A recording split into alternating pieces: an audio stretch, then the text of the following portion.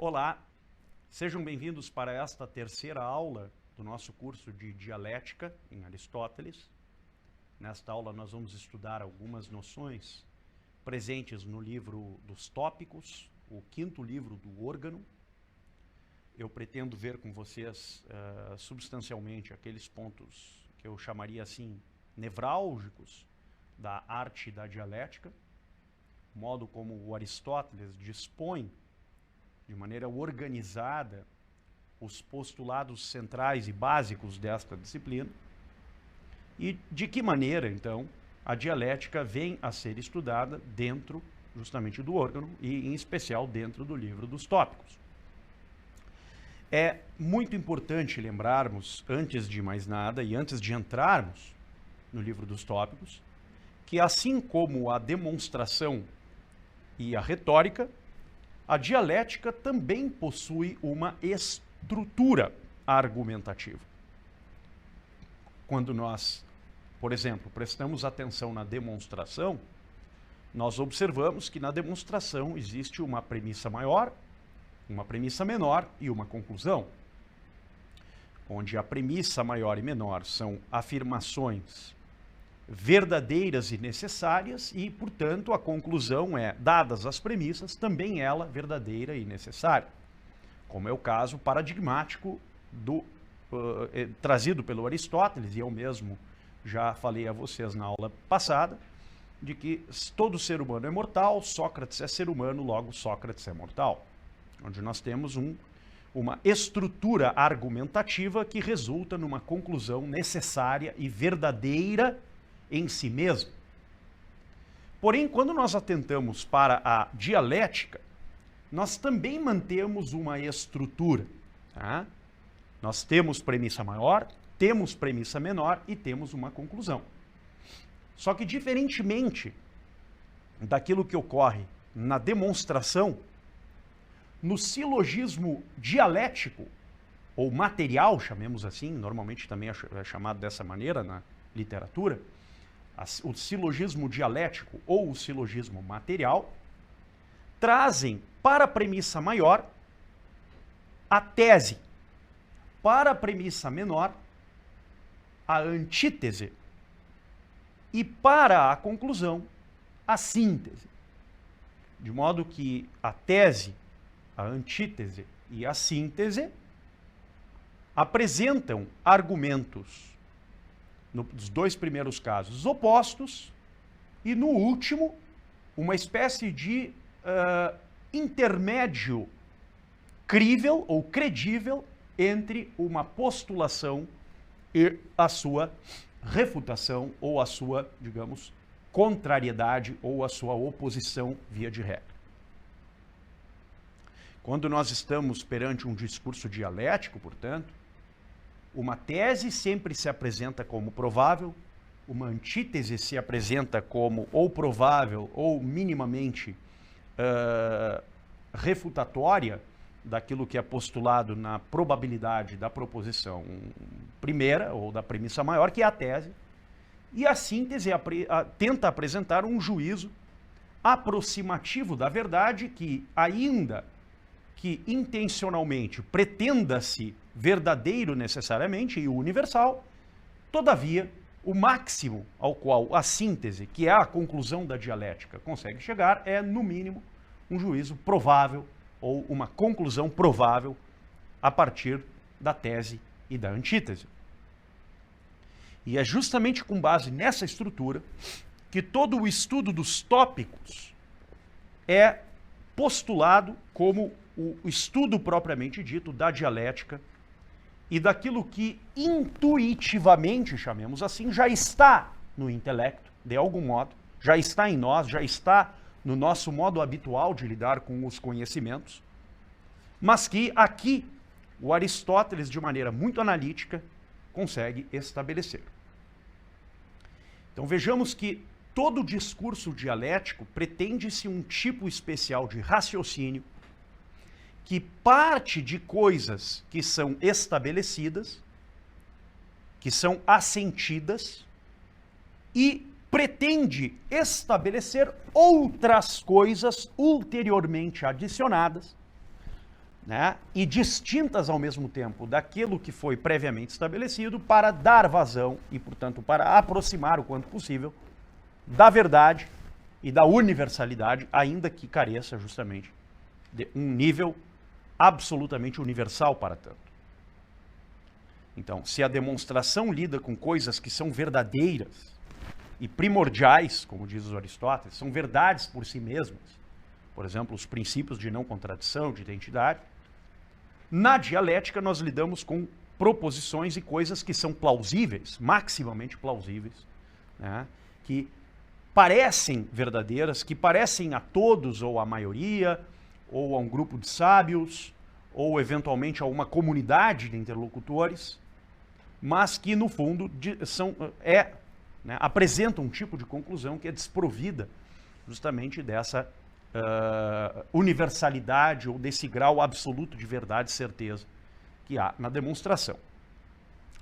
Vejam como o Aristóteles abre o livro dos Tópicos, nos dizendo assim, né, um raciocínio, e aqui eu indico vivamente a edição da Gredos, ou aquela portuguesa que nós usamos, né, das Guimarães Editores, que é esta aqui, tá? Ou eu indico também a tradução da Gredos para o espanhol, do livro dos Tópicos, que é esta que eu estou utilizando nesta aula. Tá? E nesta tradução diz assim, um raciocínio é um discurso no qual, assentadas certas coisas, necessariamente se dá, através delas, através do que foi estabelecido, algo distinto do que já foi. Então, na demonstração, verdades certas e seguras, e na dialética, coisas plausíveis. São, continua o Aristóteles, coisas plausíveis, as que parecem bem a todos, ou à maioria, ou aos sábios, ou entre estes últimos a todos, ou à maioria, ou que minimamente sejam conhecidos e reputados como tais.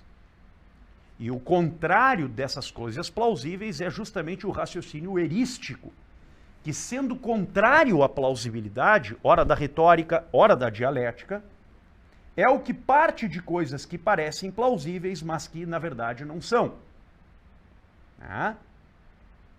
E, de fato, nem tudo que é plausível o é realmente. Nós devemos, como que, exprimir o discurso de tal maneira a chegar num nível de credibilidade o maximamente provável. Então a pergunta que nós teremos é essa, qual é a utilidade, portanto, da dialética? A que tipo de finalidade a dialética serve? Essa é a grande questão que aparece aqui. E a dialética não é outra coisa senão três coisas. E desculpem aqui a redundância. Segundo o Aristóteles, a dialética, ela pode se dizer útil para três gêneros de coisas.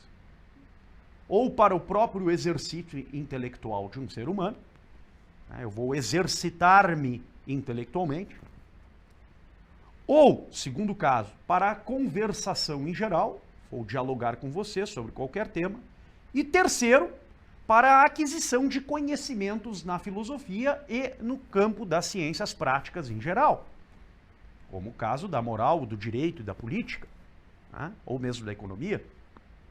Quer dizer, a dialética, portanto, ela serve como um método analítico a partir do qual nós partimos de certos lugares comuns que nós elegemos, questões compartilhadas ou aceitas pela maioria, e tendemos a certas conclusões prováveis a partir daquilo que é aceito, tendo uma espécie de itinerário, que é o raciocínio do ponto de vista interno do intelecto, e o discurso e a argumentação do ponto de vista externo na comunidade de interlocutores. Discurso e argumentação que não é outra coisa senão a expressão verbal e compartilhada do que o raciocínio já faz no âmbito interno do intelecto. Então, em todas as áreas do saber, principalmente no âmbito das ciências práticas, é como se nós tivéssemos certos princípios de cada área, de cada conhecimento. Por exemplo, a moral tem os seus princípios, a história tem os seus princípios, o direito, a política, etc. E em cada um deles nós temos certos princípios que ocupam uma espécie de estatura epistêmica que nós avaliamos como topoi, no caso, lugares comuns. E a partir desses lugares comuns, nós vamos descer a certas conclusões mediante um método que vai trazendo exigências para o raciocínio e a necessidade de argumentar, isto é, adicionar novas proposições para robustecer a argumentação de um tal modo que ela aproxime-se com o máximo de credibilidade da verdade, ainda que ela como tal não seja verdadeira, mas seja meramente provável ou maximamente plausível, como nós já estávamos a dizer. Por isso, os antigos diziam, e o Aristóteles diz assim, que o objeto próprio e adequado da dialética é o fato de que ela é o método por excelência de todas as ciências. Porque é justamente a partir desse método que nós alcançamos os argumentos prováveis, ou certos, muitas vezes, em alguma medida, que embasam as conclusões dentro de um âmbito científico. Veja como diz o Aristóteles isso, quer dizer, quais são os elementos fundamentais do método dialético? Os elementos fundamentais do método dialético são as proposições e algo que não apareceu antes e que vai aparecer agora, além das proposições, que são os problemas. Os problemas, as aporias, raporia em grego, problema, questão, problematização. Quer dizer, os argumentos se formam a partir das proposições. Mas aquilo sobre o qual versam os raciocínios são os problemas. Então, as proposições e os problemas, que são os dois principais elementos da dialética, só são expressáveis, ou o caso da proposição, quando nós temos um enunciado que compõe sujeito e predicado, como já vimos.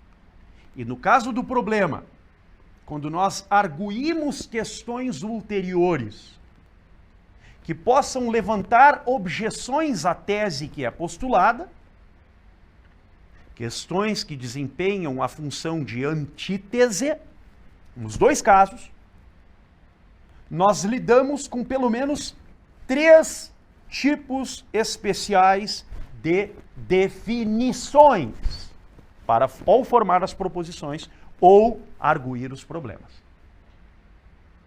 Ou seja, nós lidamos com pelo menos 3 tipos de lugares a partir dos quais as definições formam ou as proposições ou as questões que são os problemas.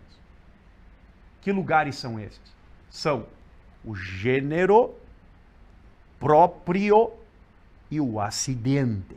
Lembremos das classes de predicáveis que nós estudamos na primeira aula. Então, a partir do gênero, da definição, do próprio e do acidente, surgem as proposições e os problemas. Por exemplo, olha, vamos ver como diz o Aristóteles a esse respeito. Vejam bem como ele diz. Olhem só isso. Os argumentos surgem das proposições. E aquilo sobre o que versam os raciocínios são os problemas. Toda proposição e todo problema indicam ou bem um gênero, ou bem um próprio, ou bem um acidente.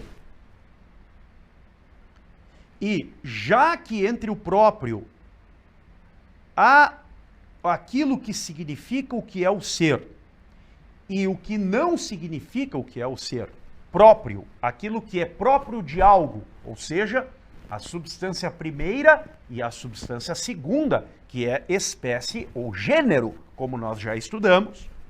Então isso é o próprio.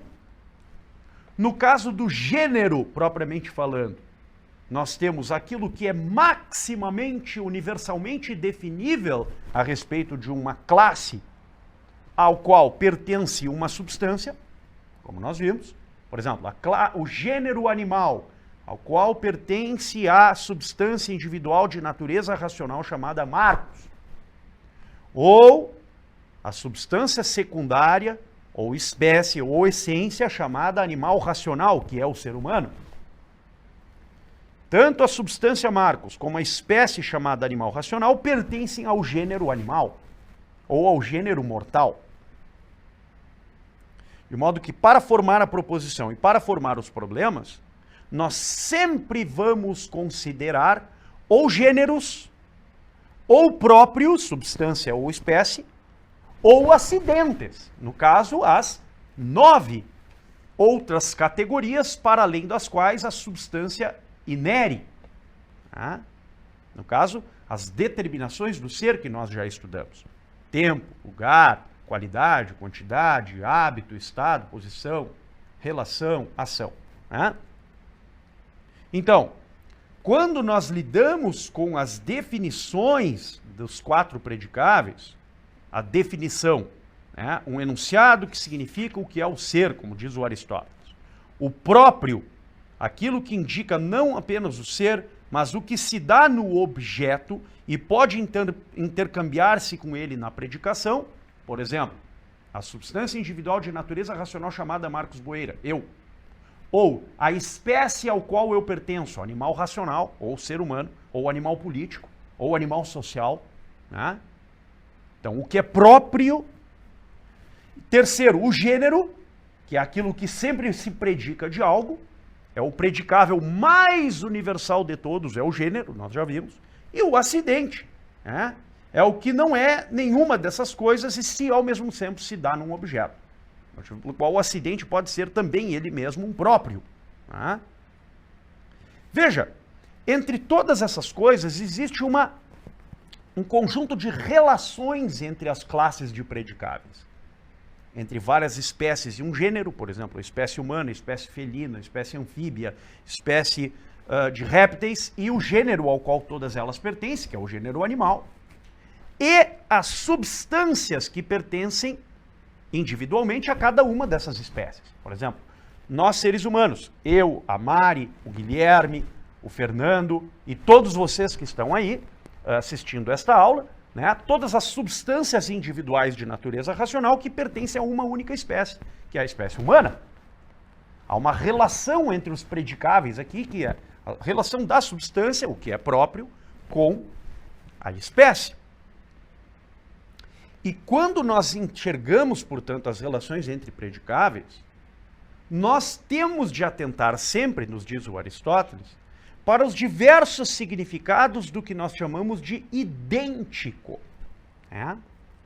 Porque existe sempre uma escala de identidade, que é o que vai da menor identidade possível, no caso o gênero, para a maior identidade possível. Como se fosse uma escala. Quando nós olhamos para o gênero, para a espécie, para a unidade, o uno, e para o número, nós vamos ver uma escala de identidade, que terá maior ou menor semelhança.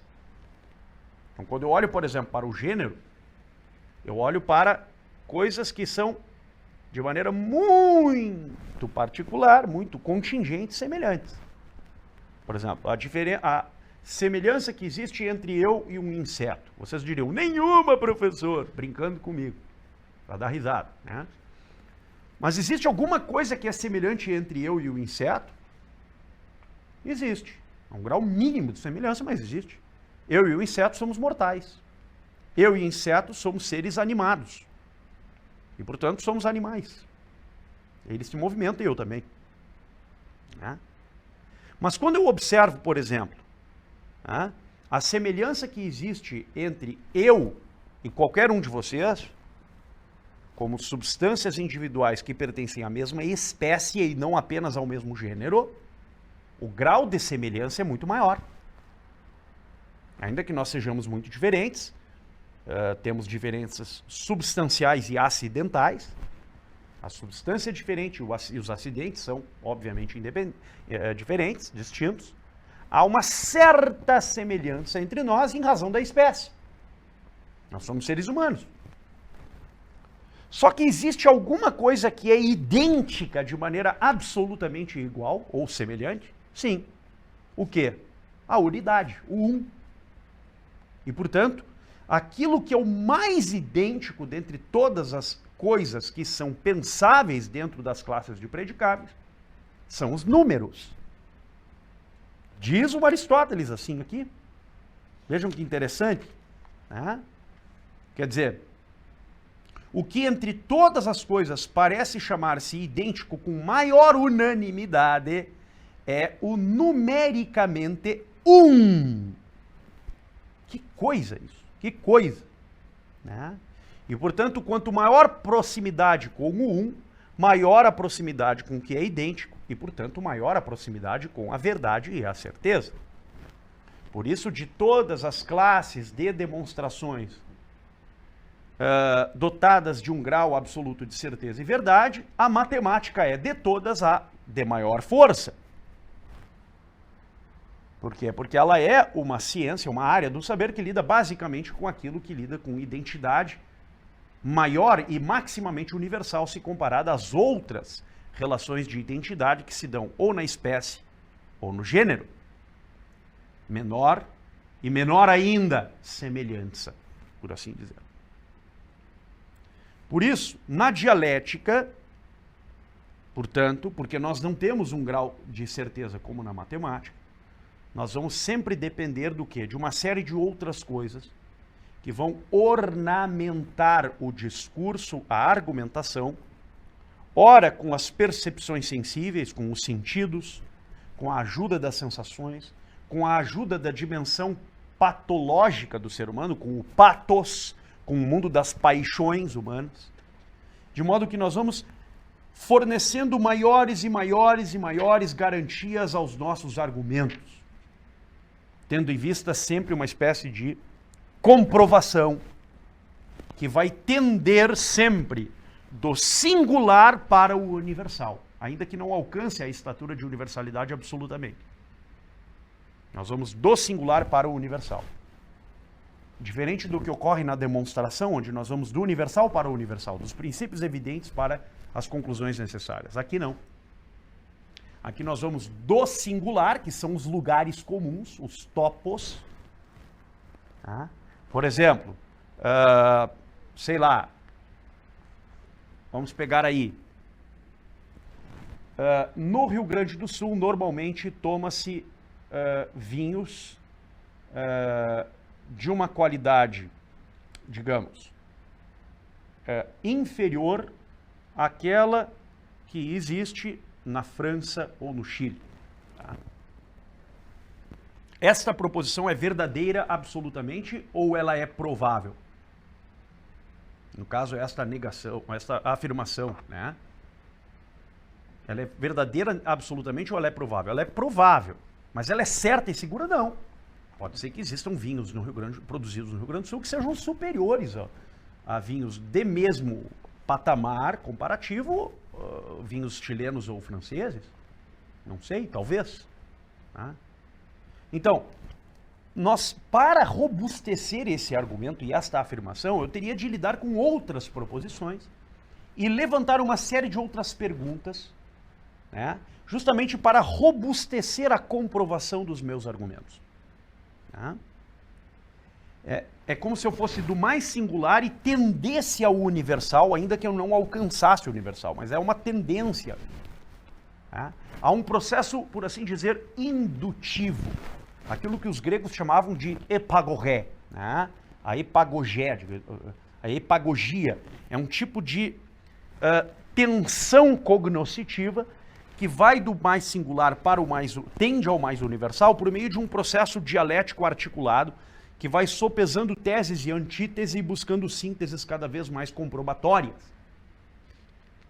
É o famoso processo de comprovação, né, ao qual justamente os raciocínios estão involucrados. Por isso que quando nós falamos em proposições dialéticas, nós falamos em pelo menos 3 modelos de proposições dialéticas, né, tendo em vista todo esse cenário. Proposições que são plausíveis, tá? Então, as proposições apresentam um grau maximamente plausível porque elas são prováveis. Esse é o primeiro tipo que nós já estudamos. Um segundo tipo de proposições dialéticas seriam aquelas que têm semelhança com a máxima plausibilidade. Ela parece ser maximamente provável. É o segundo tipo de proposição que normalmente aparece na dialética. A gente pode dizer que a tese normalmente apresenta esses dois modelos, normalmente. E um terceiro que são as proposições contrárias às plausíveis, que normalmente ocorre nas antíteses. Né? Quer dizer, diz o Aristóteles, são também proposições dialéticas as semelhantes às plausíveis e as contrárias àquelas que parecem plausíveis, propostas em forma contraditória. Né? Quer dizer, quando nós lidamos com o problema, nós lidamos com um tipo especial de raciocínio que, após a apresentação de uma tese, de uma proposição plausível ou semelhante a plausível, nós temos uma antítese, que é uma proposição contrária.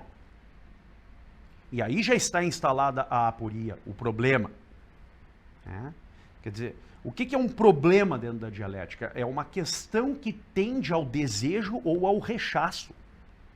Né? Ao desejo por solução, que é a verdade e o conhecimento. Quer dizer, o que a questão postula? Sempre a tendência a buscar a verdade.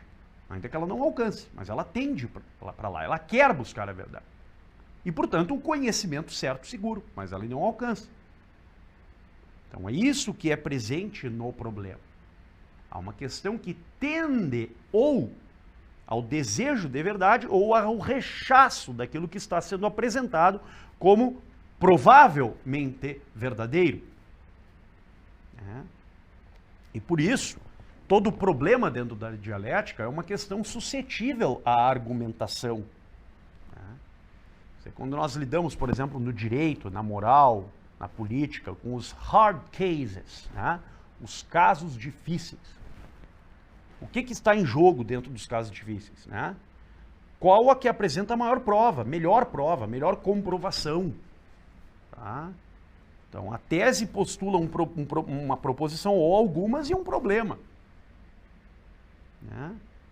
E esse problema, ele apresentou ou um juízo certo, que não tem nenhum argumento, que é o caso da demonstração, ou um juízo que está suscetível a um juízo oposto, que é o caso da antítese, né? Que, para atender à solução, sempre vai apresentar refutações, argumentos contrários e opostos àquilo que está sendo dito. De maneira que toda comprovação, ela pode ser vista como um itinerário, um caminho, né? Como nos diz o Aristóteles mesmo aqui, um caminho desde as coisas singulares até o universal. Um caminho indutivo. A comprovação, diz o Estagirita, né, é um argumento mais convincente e claro, né, mais acessível à sensação e mais compartilhado pela maioria. Tá? Justamente por quê? Porque ele tem um nível de robustecimento, né, que faz dele, né, algo robusto, algo preemente, algo forte, algo que tem fortaleza do ponto de vista apodítico.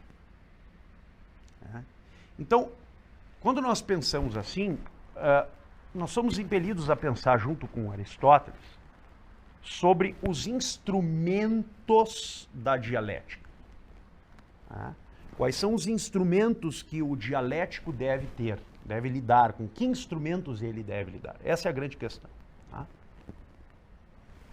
Quais são os tipos de instrumentos que o dialético deve valer-se para formular as proposições prováveis e formular os problemas? E o Aristóteles apresenta 4 tipos de instrumentos. Isso está já no livro 1 dos Tópicos, né? Que, aliás, eu faço votos, eu exorto-os, mais do que tudo, a ler o livro 1 dos Tópicos, por uma razão muito simples. Isto aqui é o método de todo e qualquer conhecimento. Não existe conhecimento filosófico, conhecimento literário, conhecimento do que quer que seja, se nós não tivermos bem claro isso aqui. Então, quais são os instrumentos da dialética? Vamos ler como o Aristóteles, tentando sugar dele tudo que nós possamos sugar, né? Desculpe a redundância. Diz ele assim: os gêneros em torno aos quais e a partir dos quais se dão os argumentos, gênero próprio, acidente, espécie, substância, como nós já vimos, gêneros, né, em geral, a partir do qual se dão os argumentos, se devem ser distintos, tal como se disse anteriormente. Já fizemos isso. E aí ele continua. Pois bem, os instrumentos através dos quais levaremos a bom termo os raciocínios, isto é, os instrumentos da dialética, em outras palavras, são em número de 4. Primeiro, tomar as proposições. A primeira coisa que eu preciso fazer é destacar a proposição e saber: esta proposição é plausível, é provável, é verossímil, é certa, é possível, o que ela é? A primeira coisa que eu preciso fazer é isso, tomar a proposição. Segundo, poder distinguir de quantas maneiras se diz cada coisa. Então, como que eu digo, né, e distingo as diversas maneiras de dizer as coisas. 3. Encontrar as diferenças. Por exemplo, quando eu digo uma coisa de diversas maneiras, ou quando eu digo várias coisas de diversas maneiras, eu tenho de ter ciência de quais são essas diversas maneiras de dizê-las. Em primeiro lugar, se eu não fizer isso, eu não tenho condições de avançar em qualquer conhecimento. Você vai conhecer a ciência do direito. Qual é a primeira coisa que você tem que conhecer? Você precisa conhecer os termos usualmente empregados no direito. E para isso, em primeiro lugar, você tem que estudar o direito romano. Não tem outro jeito. Senão você não sabe do que se está a tratar. Você até pode ter o domínio depois de estudar há muitos anos. Mas vai ficar um estudo capenga. Por quê? Porque falta fonte histórica primária. Que vai lhe permitir dizer como as coisas devem ser ditas dentro desse âmbito científico. Mesma coisa na filosofia política, mesma coisa na filosofia moral, mesma coisa dentro da própria dialética, mesma coisa dentro da matemática ou da metafísica, ou da história, ou de qualquer área do saber. E somente então eu serei capaz de chegar ao terceiro instrumento, que é estabelecer quais são as diferenças conceituais entre os institutos dentro dessa ciência. Diferenças. E por fim, quarto e último ponto. Vejam que coisa, a observação do semelhante, que não é outra coisa senão a observação dos idênticos que nós já víamos antes. A identidade de gênero, a identidade de espécie e a identidade de número, que são as 3 formas de designar a identidade, segundo o Aristóteles. Ou seja, a identificação por maior ou menor semelhança. E esta observação do que é semelhante e do que não é próprio da dialética, que observa essas semelhanças para traçar com elas uma, digamos, tendência a maior ou menor probabilidade. Vejam que coisa. E por isso, somente a partir desses 4 instrumentos, nós somos capazes de eleger os lugares comuns e, portanto, as proposições. Isto é, quais são as opiniões comuns das quais eu vou partir para estender os meus argumentos. Por exemplo, eu digo, a maioria da sociedade na cidade X precisa do serviço de saúde, serviço público de saúde. Logo, o município, neste caso, deverá gastar maior orçamento para atender as populações que demandam o serviço de saúde. Eu tenho certeza absoluta disso que eu estou afirmando? Ou eu tenho um juízo provável? Tenho um juízo provável. Então, vou usar a afirmação: a maioria da população da cidade X precisa do serviço da saúde, opinião majoritária, talvez, ou uma opinião comum, compartilhada, uma proposição meramente provável, e dessa proposição eu vou estender outros argumentos. para dizer, o município terá que gastar mais com saúde. Eu posso, inclusive, supondo que eu seja um vereador nessa cidade, ir para a tribuna e argumentar no sentido de que o município deve gastar mais, eventualmente até com verba extraordinária, para atender o serviço público de saúde neste município, nesta localidade, durante um tempo determinado. Eu vou selecionar a proposição provável, vou selecionar o lugar comum, o topos, do qual eu vou partir, para tecer os argumentos correspondentes e derivados desse lugar comum. Argumentos que parecem plausíveis. Em suma, os lugares comuns, quando nós lidamos com isso, nós normalmente lidamos com 3 classes de proposições e problemas, nos diz o Aristóteles. Proposições lógicas, proposições éticas e proposições físicas. Proposições físicas, natureza, descrição do mundo natural. Descrição do que é um evento físico. Proposições éticas, proposições que enunciam o que deveria ser, segundo um determinado juízo de valor, e não um juízo afirmativo ou negativo. Há um ato intelectual que me diz que o bem deve ser perseguido e o mal evitado, por exemplo. E todos os demais raciocínios e proposições que eu adicionar para comprovar que eu estou seguindo o bem neste caso e não estou evitando o mal neste caso, por exemplo, eu digo, eu estou tomando uma garrafa de vinho por dia, e isto é um bem para mim. Eu deveria adicionar outros argumentos maiores, com maior probabilidade, para refutar uma antítese que poderia ser: tomar uma garrafa de vinho por dia faz mal para a saúde. O ideal é você tomar um copo, não 6 ou 7. Então, é claro que dentro da dialética nós lidamos com proposições de tipo físico, mas também ético nesse sentido. Proposições éticas, muitas vezes. E também proposições lógicas.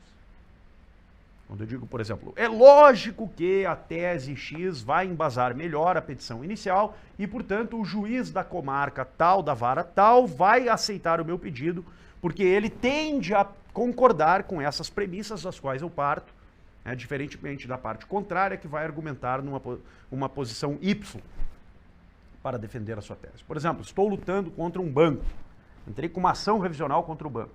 O juiz lá é pró-banco ou contra-banco. Isso já diz muito.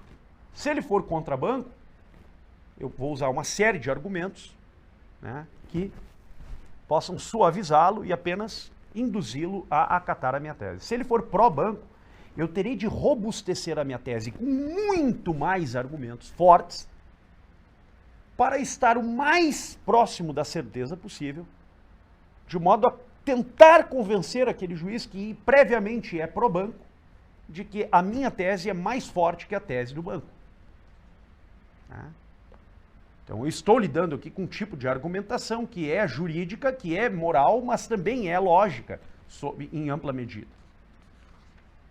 Vejam que quando nós lidamos com os tópicos, portanto, nós lidamos com esse tipo de estrutura que está sempre presente na dialética. E quando nós lidamos, portanto, com a prática da dialética, e aqui eu vou me dirigir diretamente ao livro 8º dos tópicos, porque do livro 2 ao livro 7º, o Aristóteles fala sobre os lugares comuns de gênero, de próprio, de acidente. Então, isso aqui nós deixaremos para um curso mais aprofundado no núcleo de formação. Eu vou me dirigir diretamente ao livro 8º, onde o Aristóteles fala sobre a prática da dialética e, portanto, as regras de interrogação do discurso dialético. Como eu formulo perguntas, como eu formulo antíteses, por exemplo. Quer dizer, há, pelo menos, diz o Aristóteles, 3 regras que devem ser satisfeitas por todo e qualquer ser humano que pretenda utilizar, empregar o discurso dialético. 3 regras que devem ser satisfeitas, nos diz o Estagirita, muito claramente. Primeira regra: encontrar o lugar. Tá? Eu preciso, em primeiro lugar, encontrar o topos, encontrar a opinião ou o lugar comum do qual eu vou partir. Para raciocinar, para aumentar a argumentação. Isso é uma coisa que nós podemos fazer sozinhos. E por isso que é uma regra que é compartilhada tanto pelos dialéticos como pelos filósofos. Veja que coisa interessante. Os filósofos e os dialéticos fazem a mesma coisa, eles encontram lugares comuns. Mas há outras duas regras que essas sim são específicas para o dialético, que são, respectivamente, segunda regra, formular as perguntas e ordenar cada questão para o conhecimento do objeto. Quer dizer, algo que nós vamos fazer cara a cara com o nosso interlocutor, com o suposto adversário, diz o Aristóteles. Nós vamos formular as perguntas e ordenar cada questão tendo em vista o conhecimento do objeto que é postulado. Por exemplo, alguém apresenta uma tese e eu vou formular pergunta para antagonizar com o meu interlocutor, para dizer, não, a sua tese não é formulada corretamente, ou o objeto que você pretende atingir não é atingido por meio desta proposição que você enunciou, e eu apresento uma proposição contrária. Essa é a segunda regra. E uma terceira regra, que é a de dizer as coisas ante o outro por meio de um conjunto de proposições e ou de problemas, ou de proposições que formam problemas, formando assim o que nós vamos chamar de discurso ou argumentação. 3 regras básicas para a atividade dialética. E aí nós pensamos assim, quais são as proposições que nós podemos adotar na argumentação? Ou seja, dentro dessa propositura de argumentar com o outro, quais são os tipos de proposições que nós podemos usar para bem formatar o nosso discurso ou a nossa argumentação? E o Aristóteles nos fala em 5 tipos de proposições que nós podemos adotar na argumentação dialética. A primeira e mais óbvia proposição, que de alguma forma fornece à argumentação dialética um nível de fortaleza máximo, é a proposição necessária. Ou seja, dentro da argumentação eu posso adicionar uma proposição necessária, fortalecendo amplamente o meu argumento. Claro que a proposição necessária é típica da demonstração, da lógica demonstrativa, da analítica, do silogismo formal, mas eu posso, obviamente, adicionar ali dentro da argumentação dialética uma proposição analítica ou necessária que vai tornar aquela argumentação a mais robusta possível. E depois eu tenho 4 outros tipos de proposição que nos traz o Aristóteles. E eu vou lê-las na sequência. Vamos ler todas. Ele diz assim, as que se podem adotar à parte das proposições necessárias são 4. Em efeito, ou bem servem por comprovação, para que se conceda o universal, primeiro tipo, ou bem para a ampliação do enunciado, segundo tipo, ou bem para dissimular a conclusão, terceiro tipo, ou bem para que o enunciado seja mais claro, quarto tipo. Então, primeiro caso, proposições voltadas para a comprovação. Quer dizer, o que é a comprovação? Como nós já vimos antes, é o que vai do singular, do particular para o universal. Então, na comprovação, eu concedo àquela argumentação alguma estatura de universalidade, ainda que não demonstrativa.